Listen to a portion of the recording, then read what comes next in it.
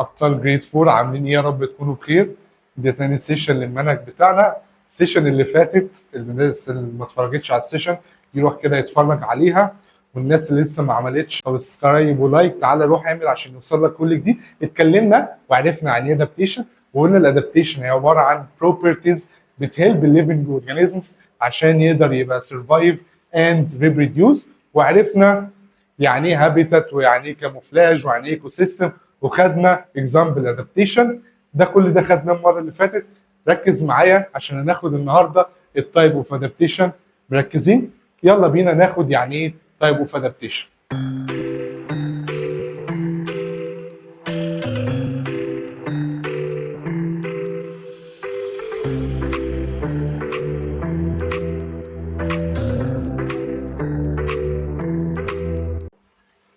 التايبس اوف ادابتيشن يا مستر، احنا عندنا نوعين من الادابتيشن. عندنا نوعين من الادابتيشن. نوع اسمه structural adaptation، نوع اسمه structural adaptation، والنوع الثاني اسمه behavioral adaptation. يبقى اول واحد اسمه ايه؟ structural adaptation. structural adaptation. النوع الثاني behavioral. behavioral adaptation. behavioral adaptation. structural adaptation. behavioral adaptation. مستر ايه الفرق من النوعين؟ طبعا المفروض هم في 3 انواع من الادابتيشن، بس انتوا عشان في جريد 4 ولسه المعلومات بسيطه فخدتوا نوعين بس. ايه الفرق من الاستراكشرال ادابتيشن والبيهيفيرال ادابتيشن؟ واعرف ازاي ان الادابتيشن ده ستراكشرال ولا بيهيفير؟ ركز معايا عشان الحته دي مهمه.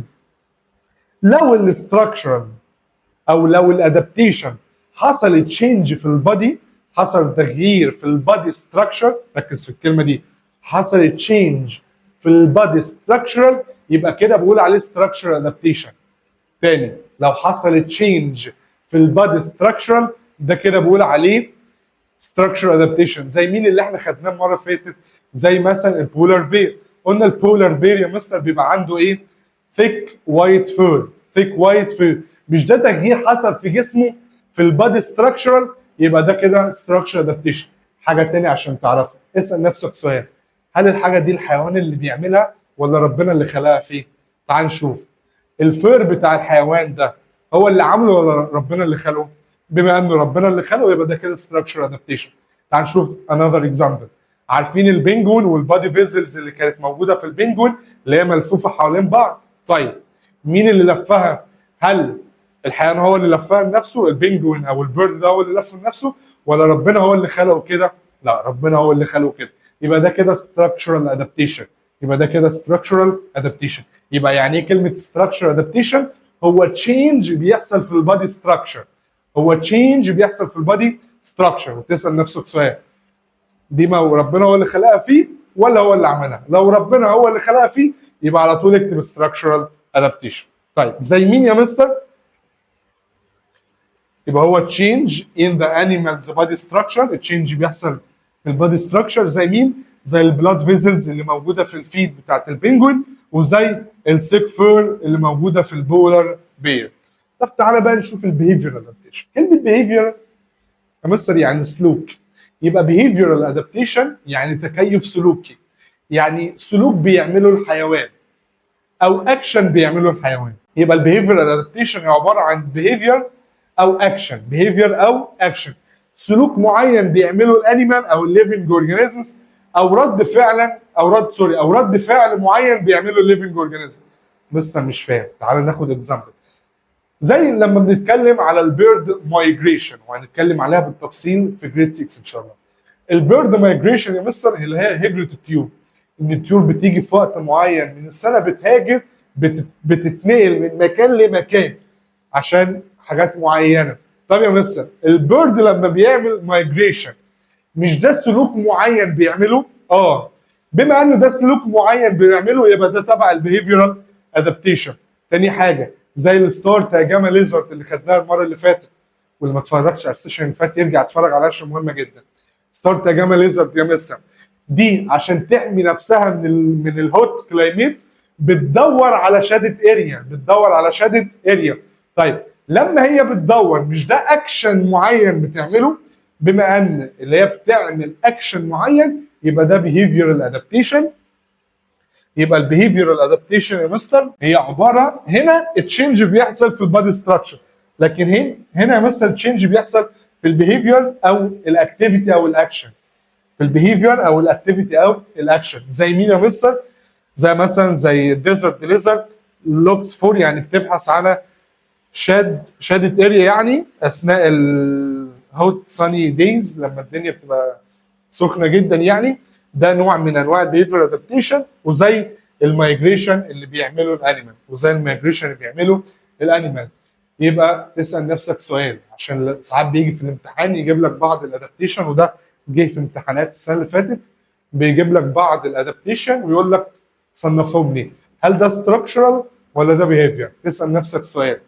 لو حاجه موجوده في البادي وربنا هو اللي خلقها يبقى ده ستراكشرال ادابتيشن. حاجه بيعملها اكشن او بيهيفير، سلوك او رد فعل بيعمله الانيمال، يبقى ده كده بيهيفيرال ادابتيشن. تعالى بقى هناخد بعض الانيمال، هناخد الفينيك فوكس والاركتيك فوكس، وبعد كده هناخد البول شارك، ده نوع من انواع الشارك، واخر حاجه هناخد البانثر كاميليون. يبقى احنا كده خلصنا الليسون بتاعنا. تعالى اول حاجه هناخد الفينيك فوكس والاركتيك فوكس.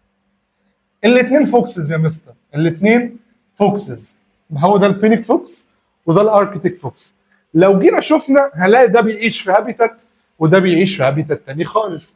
ده هتلاقي عنده ادابتيشن معين وده هتلاقي عنده ادابتيشن معين تاني خالص. تعال نشوف في كل واحد من دولت، هنعرف الهابيتات المكان اللي بيعيش فيه، الاستراكشرال ادابتيشن والبيهيفيورال ادابتيشن. يبقى ده الثلاث حاجات اللي هناخدهم: الهابيتات، ستراكشر ادابتيشن، بيهيفير ادابتيشن. يلا معايا مستر. الفينيك فوكس بيعيش فين؟ فينيك فوكس يا مستر بيعيش في الديزرت. طيب الاركتيك فوكس بيعيش فين؟ بيعيش في منطقه اسمها تندرا. تندرا ده نوع من انواع الغابات بس بتبقى ثلج جدا، درجه الحراره فيها بيبقى تحت ال 50، نيجاتيف 50، او بنقول عليها بلو 50، يعني تحت، يعني 50 تحت الصفر. 50 تحت الصفر طبعا بتبقى ده في وقت الوينتر، في وقت الشتاء طبعا بتبقى ساقعه جدا. فبالتالي ده بيعيش في منطقه حر جدا وده بيعيش في منطقه ساقعه جدا جدا جدا، فاكيد الادابتيشن هنا مختلف تماما عن الادابتيشن هنا. تعال نشوف الاستراكشرال ادابتيشن يا مستر في الفينيك فوكس. اول حاجه خدناها المره اللي فاتت، لون الفرو بتاعه بيبقى عنده ايه؟ تان كولرد فير او كوت، كلمه كوت اللي هو فير، او بنقول عليها ساندي كولرد فير، الاثنين واحد. مستر جيف ريزون ليه ربنا خلقه الفير بتاعه شبه السن؟ عشان يقدر يستخبى في الصحراء. تو ميك كاموفلاج، عشان يقدر يعمل كاموفلاج. اند بروتكت فروم هوت سن، ويحمي نفسه من اشعه الشمس اللي بتبقى حاره جدا. يبقى اول حاجه. طيب الساندي كولرد فير او التان كولرد فير، اسال نفس السؤال، دي حاجه موجوده ربنا هو اللي عملها له ولا ده اكشن معين عمله الحيوان؟ لا، دي حاجه موجوده في الفينيك فوكس، ربنا هو اللي خلقه بيها. بما ان ربنا هو اللي خلقه بيها يبقى ده كده ستراكشرال ادابتيشن، وعرفنا ليه لو اللي جه فريزن. تاني حاجه لو شفناها مستر هنلاقي ان ودانه مستر كبيره عكس الاركتيك فوكس. يبقى تاني حاجه بيبقى عنده يا مستر يبقى هاز اكسترا لارج ايرز. هاز اكسترا لارج اير، ودانه بتبقى كبيره. جيف ريزون يا مستر ليه بيبقى عنده ودان كبيره يا مستر؟ to help it lose the heat to cool its body.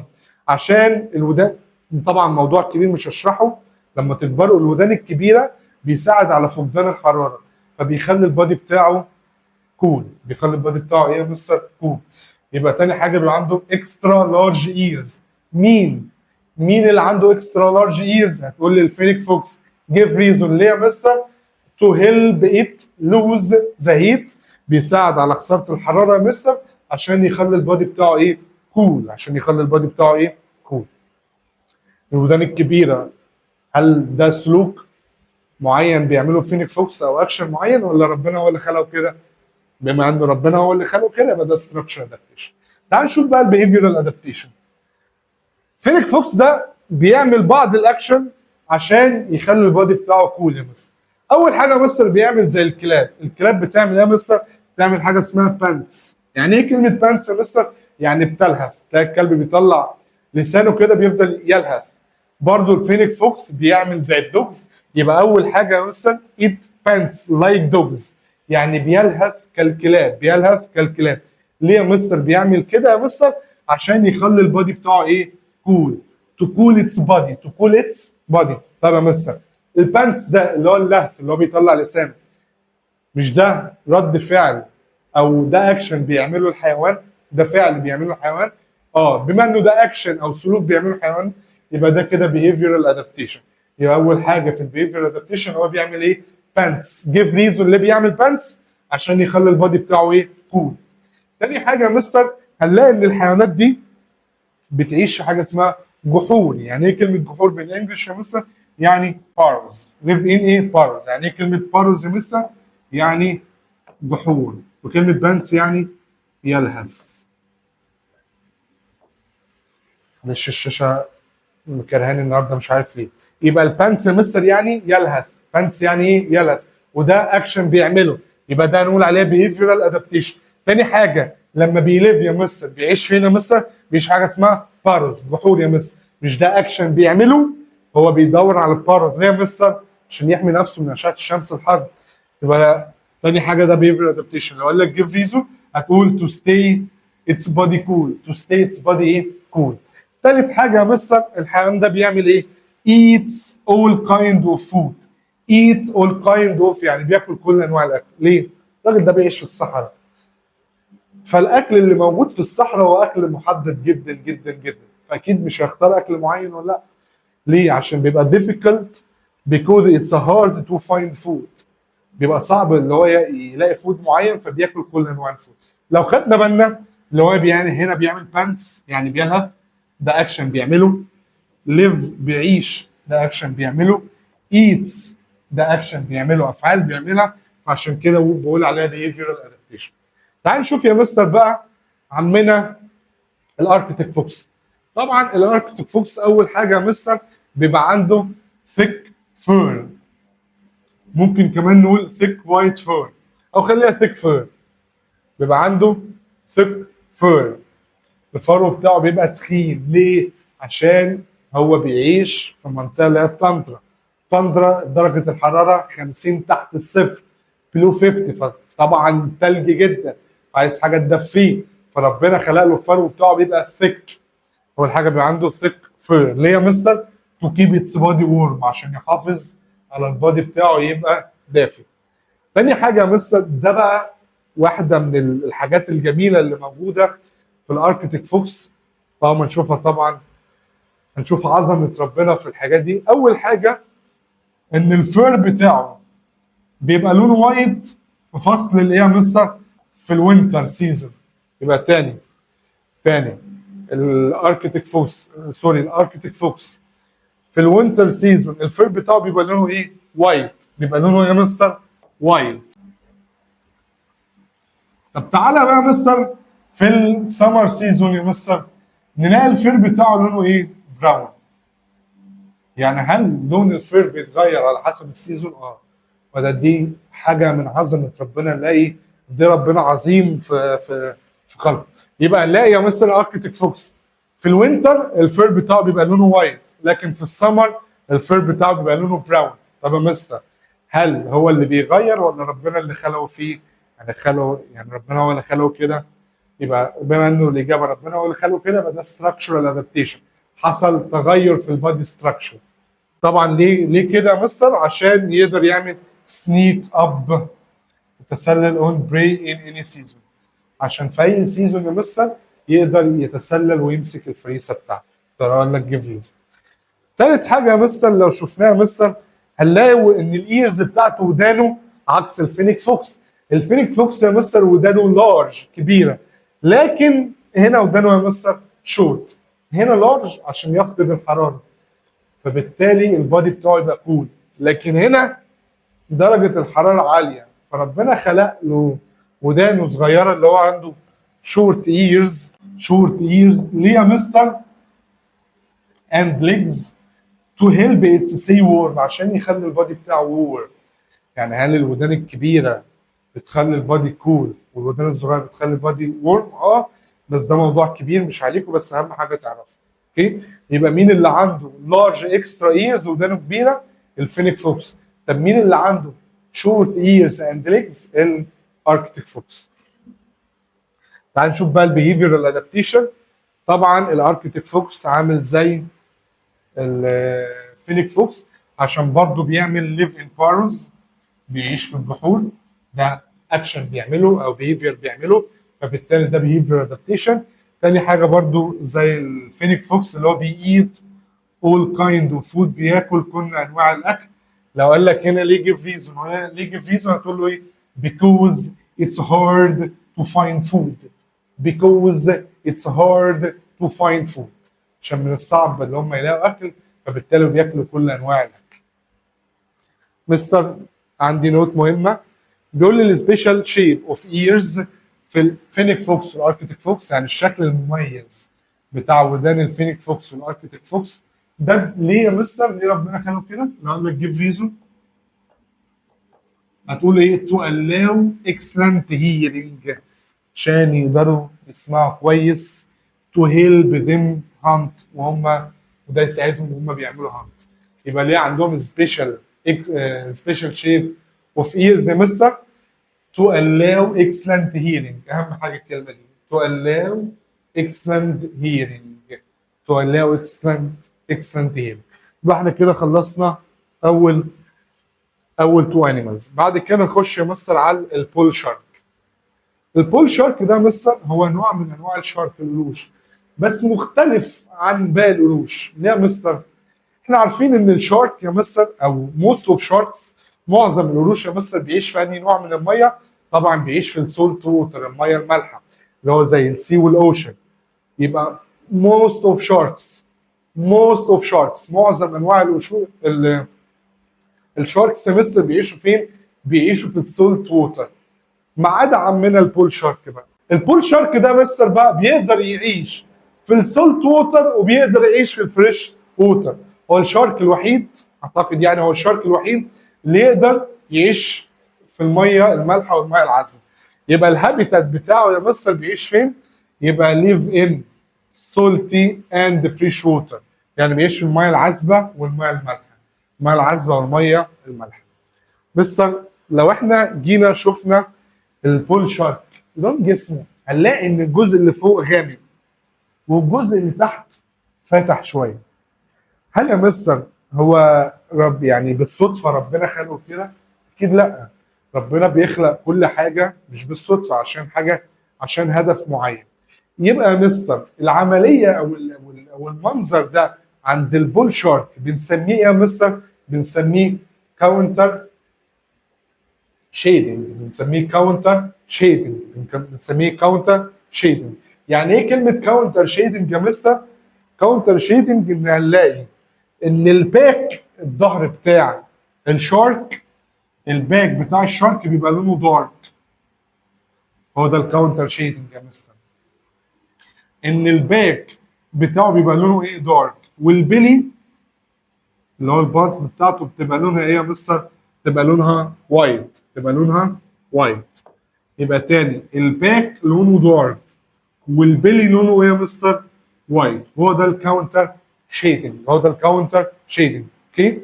طيب الكاونتر شيدنج ان الجسم اللي فوق اغمق، يعني الجزء اللي فوق الابر سيرفيس داركر ذان اللور سيرفيس. تعالى ناخد الديفينيشن بالمره.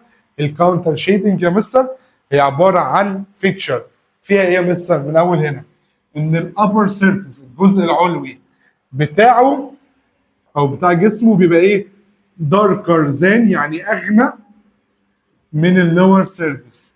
يبقى الابر سيرفيس اوف اتس بودي اغمق، داركر ذان لور سيرفيس، وده الكاونتر شيدنج. طب الكاونتر شيدنج ان الجزء اللي فوق غامق والجزء اللي تحت فاتح، دي حاجه هو عاملها لنفسه ولا ربنا اللي خلقها؟ ربنا اللي خلقها. وبما ان ربنا اللي خلقها يبقى ده كده ايه؟ structural adaptation. يبقى اول حاجه في الاستراكشرال ادابتيشن في البول شارك اللي هو بيعمل نوع من انواع الكاموفلاج استراتيجي اللي هي بنسميها كاونتر شيدنج. وعرفنا كاونتر شيدنج يعني الجزء اللي فوق بيبقى باك والجزء اللي تحت اللي هو البيلي ده بيبقى وايت. عشان ليه يا مستر؟ جيف ريزون. لو اللي جيف ريزون هتقول لي تو سنيك اب اون بري عشان يقدر يتسلل على الفريسه بتاعته. تاني حاجه في الاستراكشر ادابتيشن طبعا التيث بتاعته اللي هي السنان. طبعا احنا عارفين السنان بتاعته بتبقى ايه؟ بتبقى حاده جدا، فبنقول عليها ايه؟ بيبقى عنده شارب تيث، بيبقى عنده شارب تيث. ليه يا مستر؟ عشان يقدر طبعا ياكل اللحم بتاع الفريسه بتاعته. لو قال لك جيف ريزون ليه البول شارك يا مستر بيبقى عنده شارب تيث، هتقول لي to cut its prey's flesh. to cut its prey's flesh اللي هو يقطع اللحم بتاع الفريسه، يقطع اللحم بتاع الفريسه طبعا من خلال الشارب تيث اللي عنده. تعال بقى نشوف الكومبيتيشن يعني المنافسه. كل الشارك بيعيشوا في السيلت ووتر، كل الشارك بيعيشوا في السولت ووتر، فهتلاقي المنافسه على الاكل في السولت ووتر كبيره جدا جدا جدا لان في شاركس كتير. طب تعالى بقى نروح في الفريش ووتر. في الفريش ووتر ما عندناش نوع واحد، ما عندناش غير نوع واحد من الشاركس اللي هو بنسميه البول شارك. طيب البول شارك هو الشارك الوحيد اللي موجود في الفريش ووتر، فيلاقي منافسه ولا الاكل متاح؟ طبعا مش هيلاقي منافسه. فبيقول لك المعلومه دي، بيقول لك في الفريش ووتر في الميه العذبه يا مستر البول شارك فايند بيلاقي less competition، يعني بيلاقي منافسه اقل عشان يعمل finding food. ليه يا مستر؟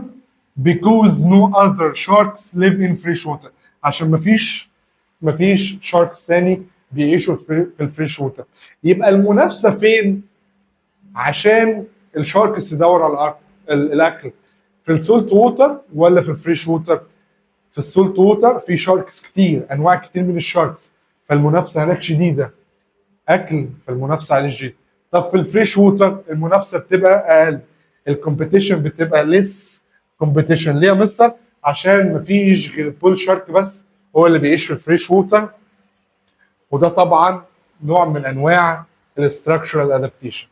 تعالى بقى في البيهيفيرال ادابتيشن، هنلاقي ان البول شارك يا مستر بياكل different types of food، يعني بياكل عادي في السولت ووتر والفريش ووتر. بما انه بيعمل ايتس ده فعل اكشن، بما انه اكشن يبقى ده behavior adaptation. يبقى اول حاجه مثلا eats different types of food، بياكل انواع كثيره من الاكل، طبعا ده behavior adaptation. تاني حاجه عنده حاجه مهمه جدا، اللي هو ممكن يعمل هانت، يصطاد في الداي وفي النايت، يعني ممكن يصطاد الصبح وممكن يصطاد بالليل، ما عندوش وقت للصيد على حسب مزاجه، وقت دلوقتي يطلع يصطاد على طول. فده طبعا بيربك الفريسه بتاعته لو ما فيش وقت للصياد، فبيخليهم على طول مشدودين. يبقى بما انه ايتس وهانت، ايت وهانت ده اكشن بيعمله، يبقى ده كده behavioral adaptation. هنخش على اخر حاجه في درسنا، ده شكل اهو البول شارك. هتلاقي الجزء اللي فوق غامي والجزء اللي تحت فاتح، فانت طبعا. طب تعالى نشوف ليه، يعني دي مش عليكم بس تعالى نشوف ليه. مستر السمك وهو تحت لما يبص لفوق بيبص على اشعه الشمس، فتلاقي الدنيا فاتحه، فعشان كده ربنا خلق له الجزء اللي تحت بيبقى لونه وايت. فالسمك لما تبص لفوق تلاقي حاجه فاتحه فما تحسش ان ده شارك عادي. طب لو في هنا فيش بقى، فيش لما بيبص لتحت، تحت صعب ان الشمس توصل، فتلاقي الدنيا في اعماق المحيط او البحر الدنيا دارك، عشان كده ربنا خلق له الجزء بتاعه اللي فوق دارك، عشان لو السمك بص من فوق لتحت يشوف اللي هو دارك فما يحسش ان ده بول شارك، يحس ان ده قاع المحيط عادي. فهو ده الكاونتر شيتنج اللي هو بيعمله البول شارك، مش بيعمله اللي موجود في البول شارك، وده طبعا ستراكشر ادابتيشن. اخر حاجه هنتكلم عليها حاجه اسمها بانثر كاميليون. بانثر كاميليون اللي هي الحربايه. تلاقي مثلا حد يقول لحد تاني انت شبه الحربايه. ليه لما يجي يقول كده بيقول له انت شبه؟ يعني ايه كلمه شبه الحربايه؟ يعني ليك 100 وش، ليك 100 وش. ليه بقى لما حد بيبقى ليه كذا وش يا مستر؟ كذا وش يعني كذا معامله، يعني مش الوش بيتغير يعني. ليه لما حد بيتغير معاملته يا مستر بيقول له انت شبه الحربايه؟ عشان الحربايه يا مستر بيبقى عندها نوع من انواع الكاموفلاج اللي هي بتغير لونها، بتغير لون السكيلز بتاعتها، الجسم بتاعها، على حسب الانفايرمنت اللي هي فيها، على حسب الانفايرمنت اللي هي فيها. طبعا الناس اللي اتفرجت على اول فيديو طبعا شافوا معانا الفيديو بتاع البانثر كاميليون، بس برضه هخليك تتفرج عليه. ولو انت ما اتفرجتش على اول سيشن ارجوك روح اتفرج على اول سيشن واعمل سبسكرايب للقناه عشان يجي لك كل جديد. طب البانثر كاميليون يا مستر ده نوع من انواع الريبتايلز.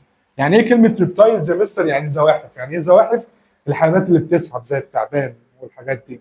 يبقى البانثر كاميليون ده من انواع الريبتايلز. زي مين يا مستر؟ زي الليزرد. يبقى الليزرد والبانثر كاميليون الاثنين متشابهين في ايه يا مستر؟ ان الاثنين ريبتايلز، الاثنين ريبتايلز. طب مختلفين في ايه؟ زي ما عرفنا الليزرد بيعيش في الديزرت، لكن البانثر كاميليون زي ما هناخد دلوقتي بيعيش في الرين فورست، بيعيش في الرين فورست. يبقى ايه الديفرنس والسيميلاريتيز؟ يعني ايه التشابه والاختلاف بين البانثر كاميليون والليزرد؟ السيميلاريتيز التشابه ان الاثنين من الريبتايلز، من الزواحف.